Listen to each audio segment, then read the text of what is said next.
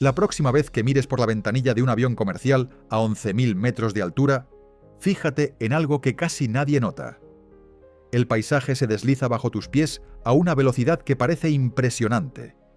Nubes, ciudades, océanos, todo pasa a unos 900 kilómetros por hora.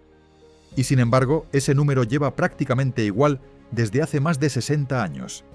El Boeing 707 de 1958 volaba a Mach 0,85. El Boeing 787 de hoy, con materiales compuestos, motores de alto bypass y aviónica digital, vuela a Mach 0,85. El Airbus A350, uno de los aviones más eficientes jamás construidos, hace exactamente lo mismo. La tecnología ha avanzado de forma brutal. Los motores consumen la mitad de combustible por asiento, el ruido ha bajado, la seguridad se ha multiplicado. Pero la velocidad de crucero se ha quedado congelada, como si la física hubiera puesto un muro invisible justo antes de la velocidad del sonido y nadie hubiera querido saltarlo. Hoy vamos a entender por qué. Y la respuesta no es que no podamos, es que no nos conviene.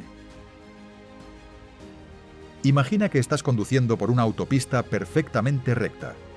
Cuanto más pisas el acelerador, más se opone el aire. A 100 km por hora, la resistencia es tolerable. A 150 ya notas el motor esforzándose. A 200 el consumo se dispara y el coche empieza a vibrar de una forma extraña. Ahora multiplica esa experiencia por 100, quítale el asfalto y colócalo a 11 km de altura, donde el aire es tan fino que apenas se puede respirar, y donde la velocidad del sonido ronda los 1060 km por hora. Ese es el problema de los aviones comerciales. El motor de reacción es una máquina extraordinaria.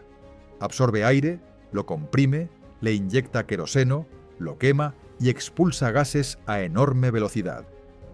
En teoría, cuanto más empuje generes, más rápido deberías ir. Pero la atmósfera no es un vacío, es un fluido. Y los fluidos tienen una propiedad molesta. Cuando te acercas a la velocidad del sonido, dejan de comportarse de forma amable. El aire que pasa por encima del ala se acelera.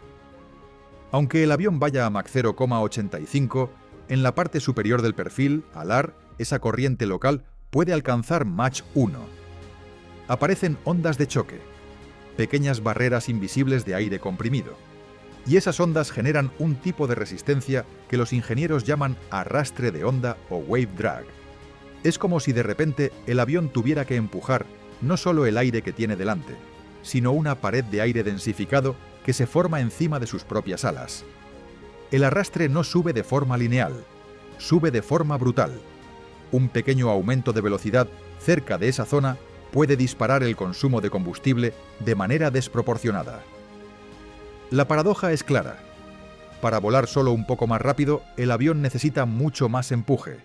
Y ese empuje extra se paga en queroseno. Mucho queroseno. ¿Por qué entonces no diseñamos aviones que crucen esa barrera de una vez y vuelen a Mach 1,5 o 2, como hizo el Concorde? ¿Qué impide que la industria simplemente construya aviones más potentes y más aerodinámicos? Para entenderlo, imagina que estás remando en un río. Mientras la corriente es suave, cada golpe de remo te hace avanzar de forma eficiente. Pero a medida que te acercas a unos rápidos, el agua se vuelve más turbulenta. Se forma una especie de pared de agua que se opone a tu avance. Para seguir a la misma velocidad relativa, tienes que remar con el doble o el triple de fuerza. Y si intentas atravesar los rápidos enteros, el esfuerzo se vuelve absurdo para la distancia que ganas. Eso es exactamente lo que ocurre en el régimen transónico, la zona entre aproximadamente Mach 0,8 y Mach 1,2. Los aviones comerciales están diseñados para volar justo por debajo de ese umbral. El punto dulce, el sweet spot, está entre Mach 0,78 y Mach 0,85. Ahí el arrastre aún no se ha disparado y los motores de alto bypass funcionan con su máxima eficiencia. Estos motores están optimizados para mover grandes volúmenes de aire a velocidades moderadas. Si los obligas a trabajar a velocidades mucho más altas, su rendimiento cae. La física del arrastre es implacable. Eso significa que si quieres ir solo un 10% más rápido, puedes terminar consumiendo un 20% o más de combustible extra para recorrer la misma distancia. En un vuelo transatlántico, esa diferencia se traduce en toneladas de queroseno adicionales, y el combustible es uno de los mayores costes operativos de cualquier aerolínea. Aquí entra la economía, que en aviación comercial es tan importante como la física. Los pasajeros, en general, prefieren un billete más barato aunque el vuelo dure una hora más. La historia lo ha demostrado una y otra vez. Después de la crisis del petróleo de los años 70, la industria cambió de prioridad, dejó de perseguir la velocidad y empezó a perseguir la eficiencia. Los aviones se hicieron más grandes, más ligeros, con motores que consumen mucho menos por asiento kilómetro. El resultado es que hoy una 350 o un 787 pueden conectar ciudades a 15 o 16 horas de distancia con un consumo que habría sido impensable hace décadas, pero a la misma velocidad de siempre. El Concorde fue la gran excepción, y también la gran lección. Volaba a Mach 2, más del doble de la velocidad de un avión actual. Cruzaba el Atlántico en 3 horas y media. Era una maravilla de la ingeniería. Alas delta, motores Olympus con postcombustión, fuselaje de aleación especial capaz de soportar el calentamiento cinético. Pero pagaba un precio enorme. Consumía tanto combustible por pasajero que solo era rentable en rutas muy concretas. Llevaba apenas un centenar de pasajeros. Se retiró en 2003 no porque no pudiera volar, sino porque ya no tenía sentido económico. Hoy existen proyectos de nuevos aviones supersónicos. Algunos prometen reducir el estampido sónico, usar materiales más ligeros y motores más eficientes. Pero siguen enfrentándose a la misma ecuación: el arrastre de onda, el consumo, las restricciones de ruido y la necesidad de que los billetes no sean prohibitivos. Mientras esa ecuación no se resuelva de forma clara, los aviones comerciales seguirán volando a Mach 0,85.